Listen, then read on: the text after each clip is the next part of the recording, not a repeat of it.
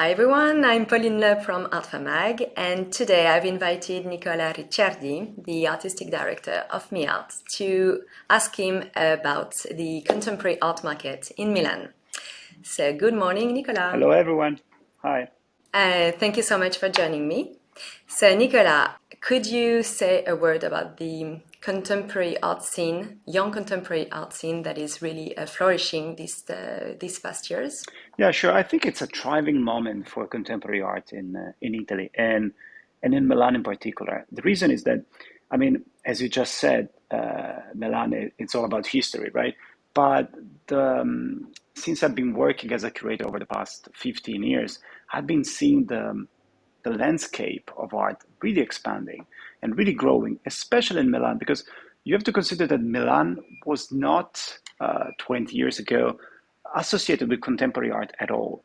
I think that the big change happened around 2015, to be honest, which to me is a sort of landmark in which both thanks of the resources coming from Expo Milan, the opening of new sites like Fondazione Prada, the fact that other institutions in the city like Hangar Bicocca really start to shine internationally. I mean, all those things together, plus the fact that miart, which up until 2014 was not, to be honest with you, the most challenging and spectacular fair of them all, um, changed dramatically overnight thanks to Vincenzo De Bellis, who ran the fair between 2014 and 2018 and really changed the landscape of the city by doing a few things.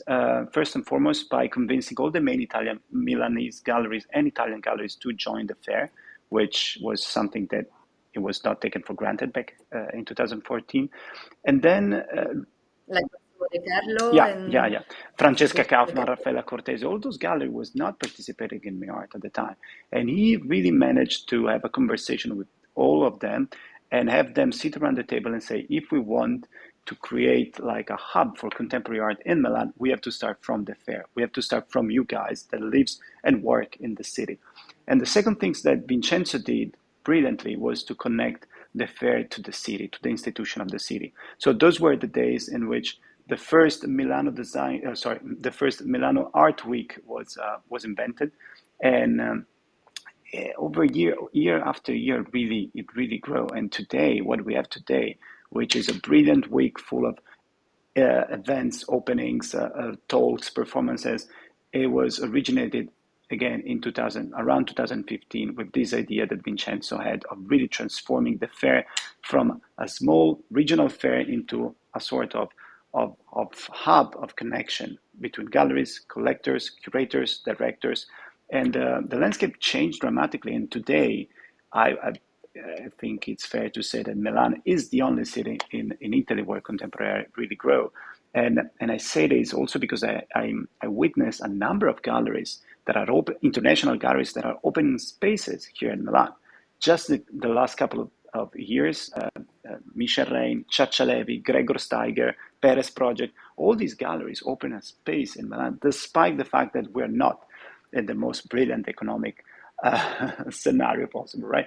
So I think that it's a trajectory, it's an upward trajectory that was not stopped by COVID, or at least, of course, it was stopped for 2 years. But I remember in 2021 when I joined the fair, everybody was asking, what's going to happen with Milan? Because up until 2019, if you take a look at the list of the miart of 2020, which never happened, it's incredible. All the main galleries, all the main international galleries were there.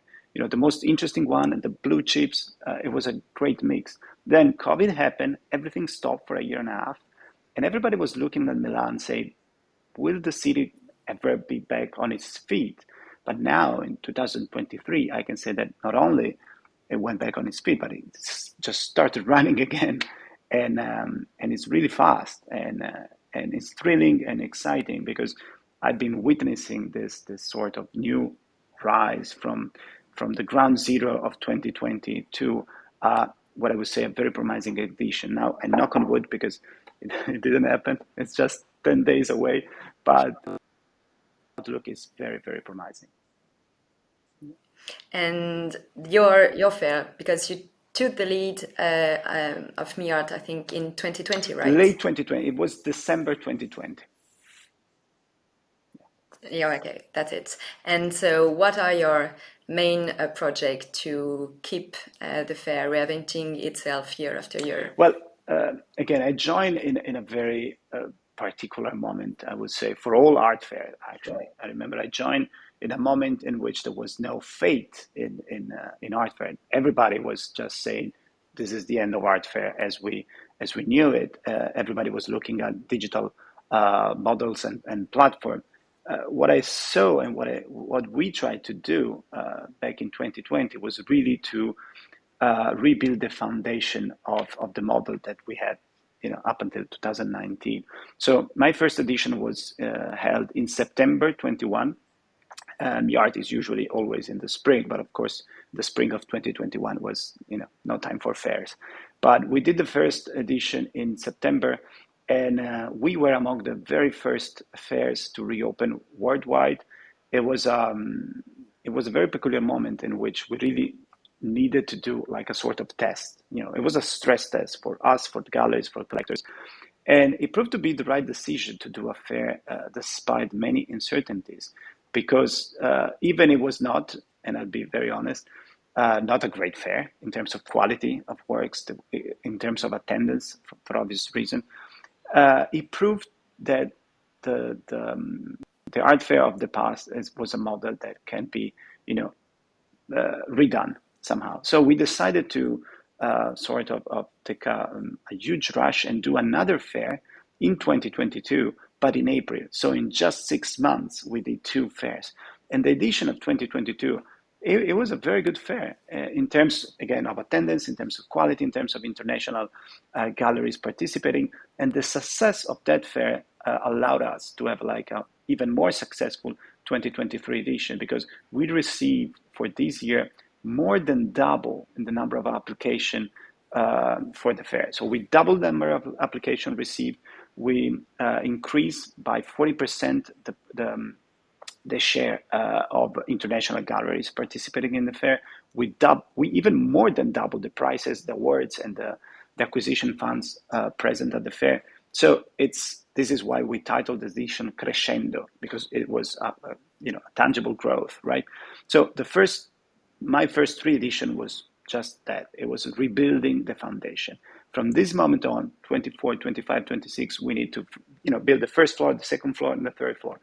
There are a number of ideas that are circulating among us, among the team, but now we really want to concentrate on the basics, on, again, this foundation, which were key because we were on the brink of not having a miart at all, in late 2020, because of a number of reasons generated by COVID. Now we are extremely confident that not only the model is safe, but is also, again, growing. And now we have to sort of find ways to make it even grow more in more interesting ways, in more interesting direction. And but we'll decide what to do after 2023 is done. So in 2 weeks. So we have to stay tuned.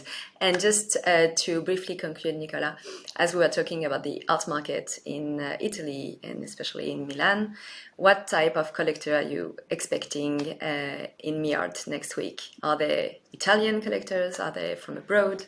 Well, are they young? Are they established? It's a good mix because we, of course, have all the main Italian collectors coming from all over Italy, from Rome, Naples, and all neighbor cities. But what we saw, and again, it speaks of this crescendo that we're witnessing, is a huge return of international collectors. We booked a number of hotel rooms for collectors coming from the Middle East or Southeast Asia, South Africa, South America, the US, of course. So it's too soon to predict how this will turn out in terms of sales for the gallery.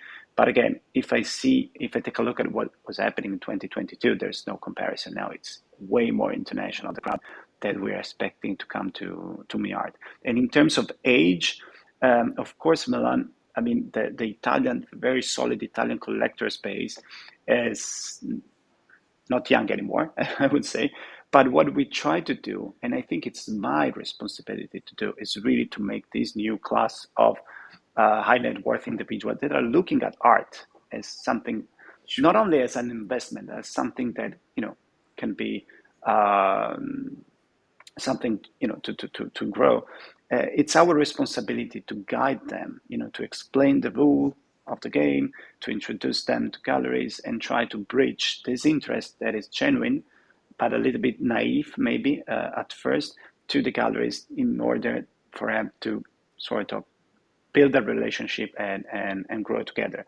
I have very a lot of faith in this new class of young collectors that maybe over the past 5 years have been collecting just as an investment, but now are in the brink of understanding that to collect is also a matter of responsibility. You have to take care, of the works of the artists and so on and so forth. So it's our job to make understand this, that art is not just an investment; it's something that you have to take care of. Yeah, I couldn't agree more. Great, Thank you so much, thank Nicola. you. That was clear and that was dense.